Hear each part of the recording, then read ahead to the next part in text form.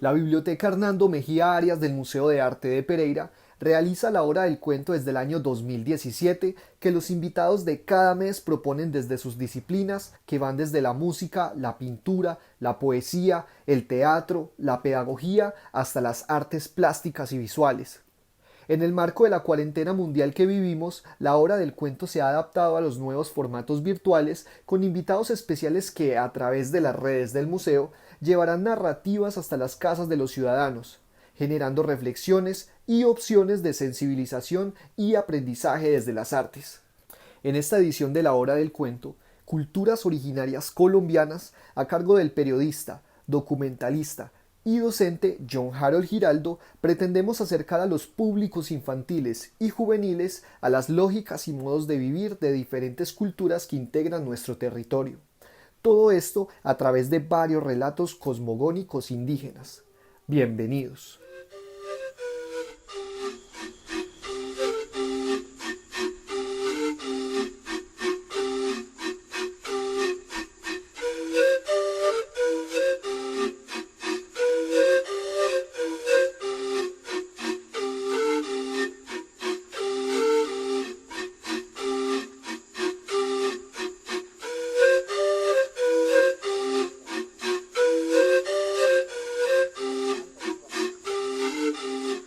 Mi nombre es John Harold Giraldo Herrera, vivo en una finca llamada La Primavera, me dedico a la docencia y estoy compartiendo aquí en el Museo de Arte estos cuentos que son raíz, que hablan de nuestra tierra, que son los que han desarrollado los pueblos de origen.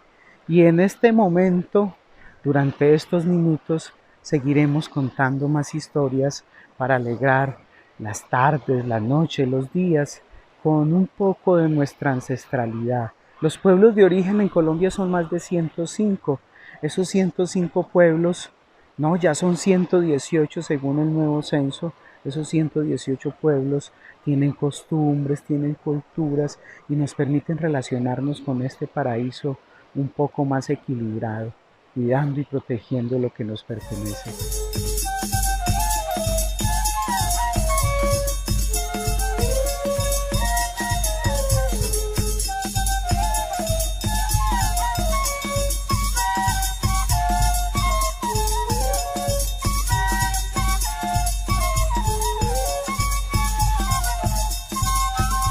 Esta es la historia de Páramo y Aguacero.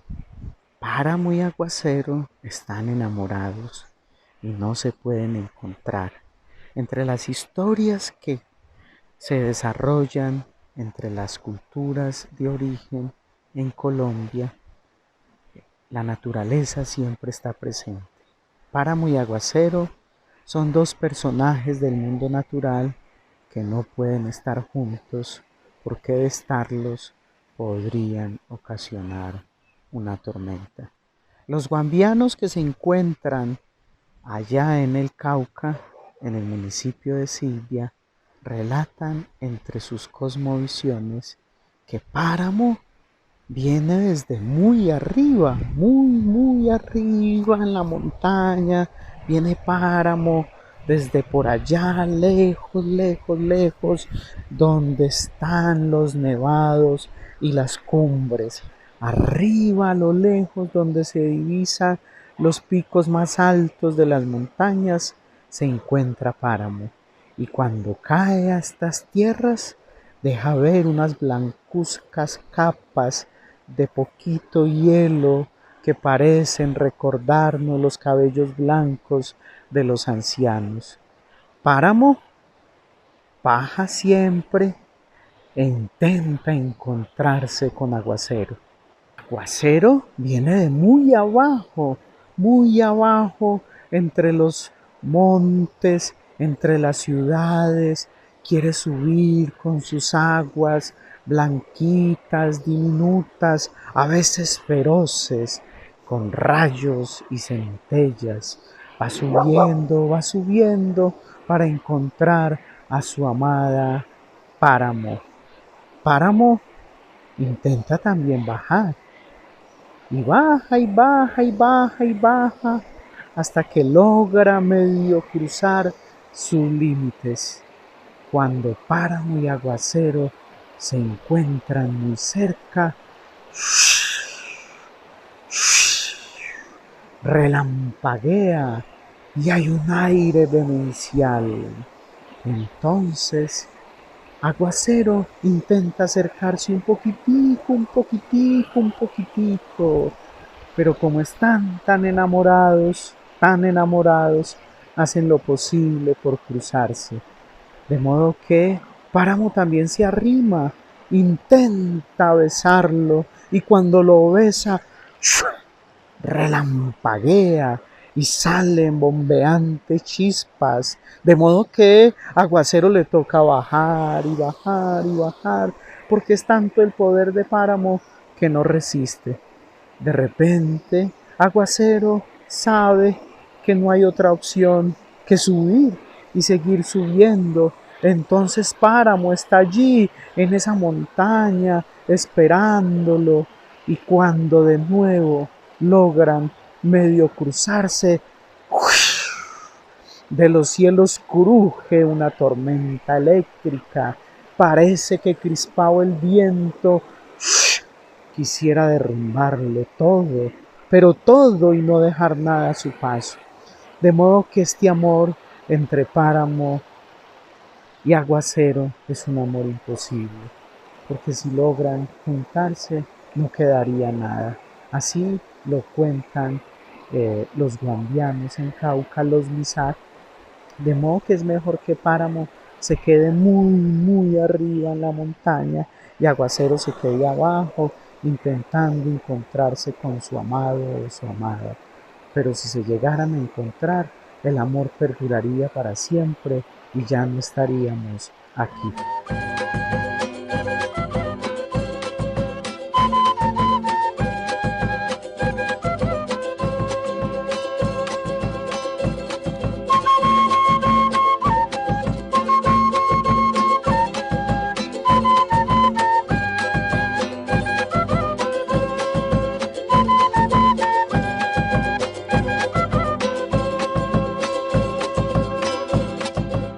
Les voy a contar otra historia, la historia de Caragaví.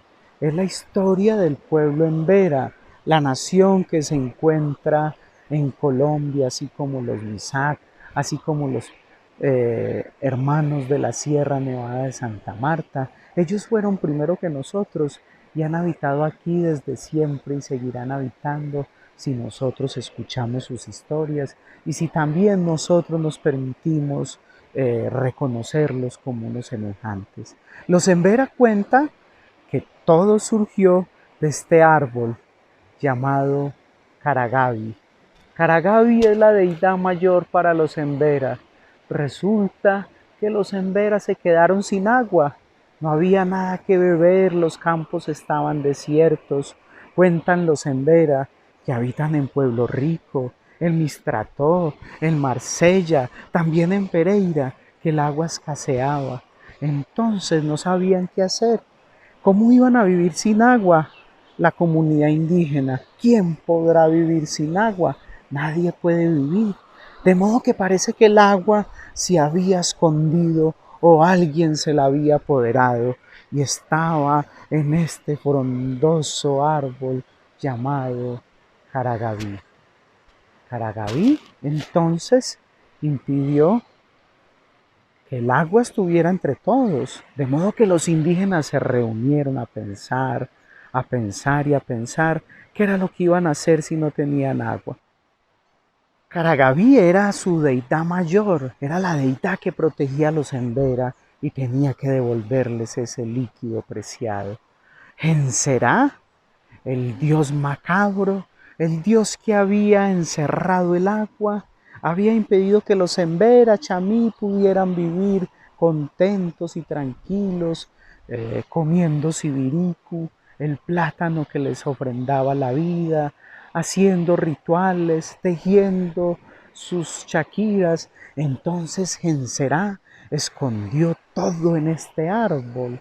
Aquí estaba el agua, de modo que lo que tenían que hacer era que derribar este árbol para que volviera la vida. Entonces Caragavi, el dios de los Embera, le dijo, reunió a un poco de sus integrantes, a los más fuertes, y cogieron hacha e intentaron derribar este árbol, pero era tan fuerte, que no se podía, de modo que se sentían abrumados, no sabían qué hacer, y sin embargo intentaron de noche, de día, hasta que lograron derribar este árbol.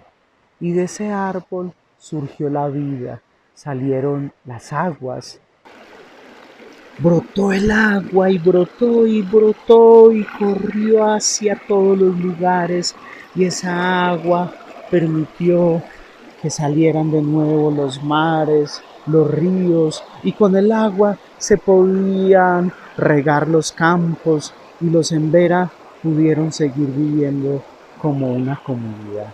De modo que de ese árbol, el Genené, Caragavi, volvió a brotar la vida, y la vida es Caragavi, y Caragavi es la vida que permite que el agua siga fluyendo. Hay que cuidarla, hay que protegerla, porque sin ella no podríamos ser ni Embera Chamí, ni Embera Catíos, ni nadie. El agua es vida.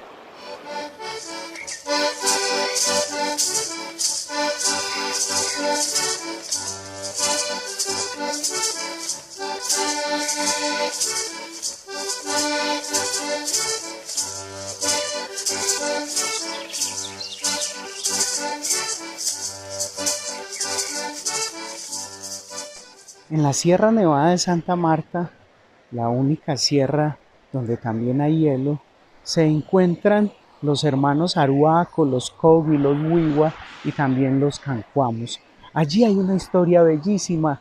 Dicen que se encuentra el corazón del mundo, y sin ese corazón no se podría latir. Allá arriba en esa sierra, los 4 pueblos cuidan, protegen los ríos, los animales y todo cuanto circunda. Es el corazón, porque allí está el nervio de la madre tierra, con la que podemos seguir sosteniendo lo que ocurre. Cada vez que escuchen latir a un ser vivo, a ustedes mismos, tóquense el corazón. Cada vez que lo sientan, entonces van a producir que todo lo demás siga ocurriendo. Eso nos dicen los hermanos mayores de la Sierra Nevada, que el corazón del mundo está en ellos, los hermanos mayores, pero también está en nosotros cuando palpitamos. Mi nombre es John Harold Giraldo, qué bueno seguir aquí con ustedes en la hora del cuento del Museo de Arte. Quiero ahorita compartir con ustedes otras historias de pueblos de origen.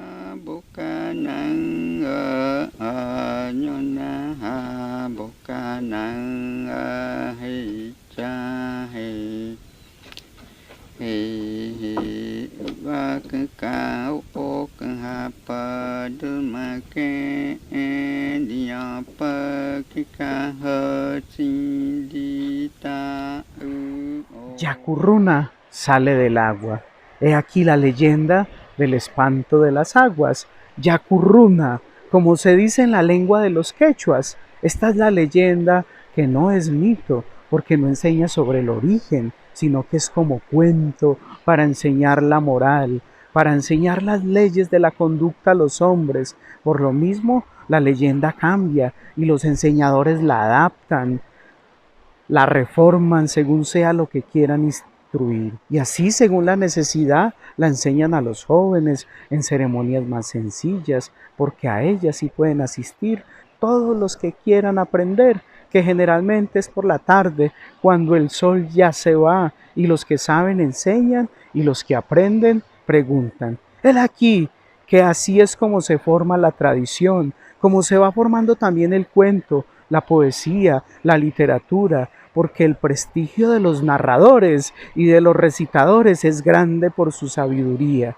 Entonces la leyenda se amplía y otros pueblos la hacen suya, porque no es creencia principal, sino enseñanza de conducta, defensa de la costumbre, como se defiende aquí la familia. He aquí la leyenda como se cuenta en las tribus ticunas, en las tribus huitotas, como la cuentan también los cortadores de madera, como la cuentan los caucheros del Amazonas, como fue contada allá en Atacuari, entre Colombia y Perú. Cuando los hombres aparecieron, hacía mucho tiempo que la tierra estaba poblada de animales.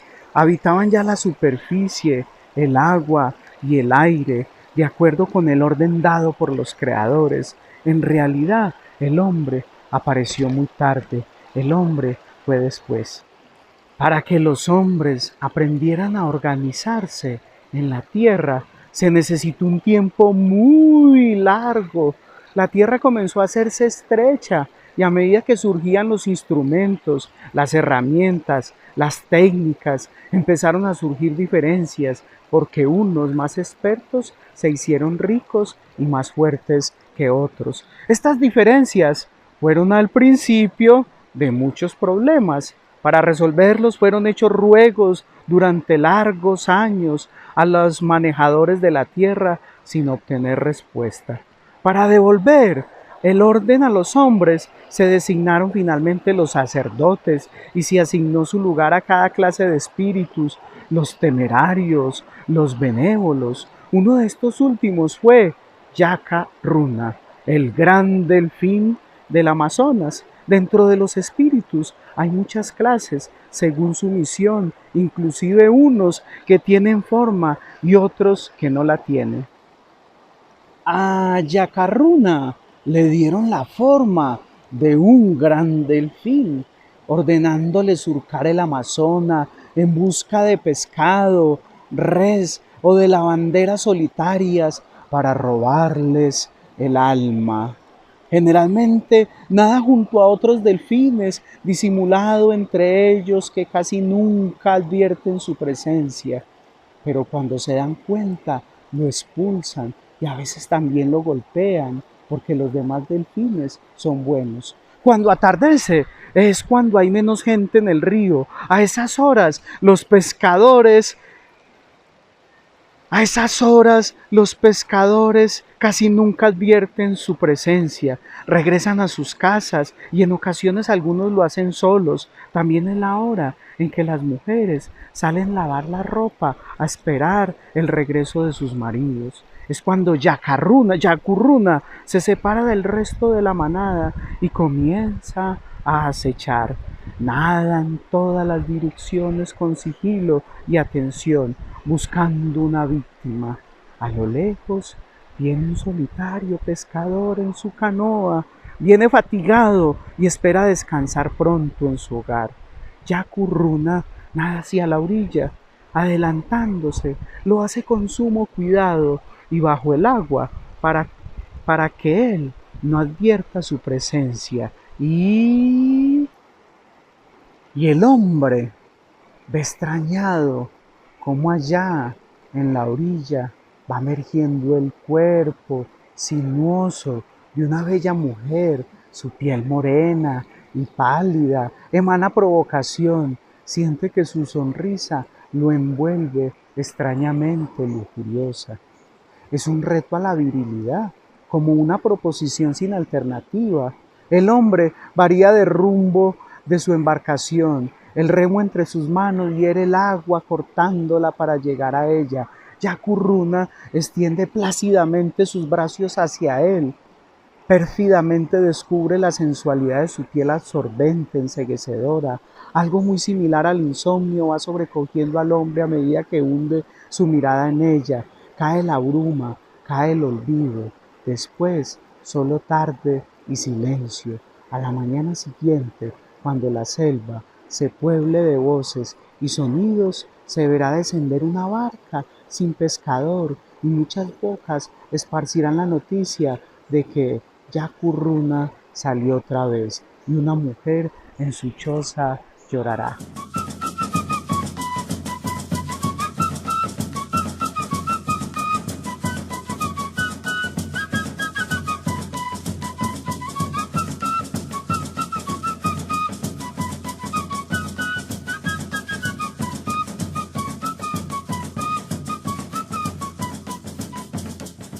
Vamos a terminar este encuentro de historias con el cuento del maíz, que es muy importante para todas las comunidades indígenas.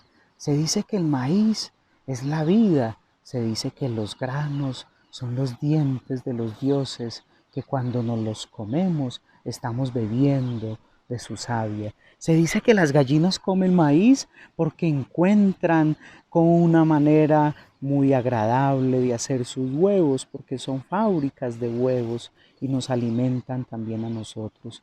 Los hijos del maíz siempre siembran la tierra y cuando te comes un maíz hay una mazorca con más de 30 o 40 granos. Esas mazorcas jugosas, ricas para un sancocho, recuerdan los indígenas que son la vida, que son el origen, que son el principio, porque nacimos del maíz, nacimos de su fécula, nacimos de ese grano tan sabroso que nos permite saborear muchos de los alimentos nuestros y acompañarlos. De manera que siendo hijos del maíz, vamos por la vida. Cuentan nuestros aborígenes, nuestros indígenas, nuestros primitivos, nuestras culturas nativas, que si siembras el maíz, estás sembrando la vida. Si haces un hoyito en la tierra y siembras, en época de luna llena, saldrán bellísimas mazorcas. Poco a poco irán floreciendo como estas plantas de maíz que fueron fecundadas con el amor de quien las cultivó, con el alimento que le da la tierra, con la posibilidad que engendra la idea de obtener frutos. Y luego será alimento, alimento provocativo para gallinas, para humanos. Los hijos del maíz andan por todos los bosques, por las planicies, por la parte rural de Colombia. Son sembradores, cultivadores y también debemos reconocerlos. Bueno, esto ha sido todo por hoy. Dejamos para que el maíz siga siendo el recuerdo, la metáfora de que necesitamos cultivar y cultivarnos. Un abrazo y gracias al Museo de Arte por permitirme este encuentro con ustedes.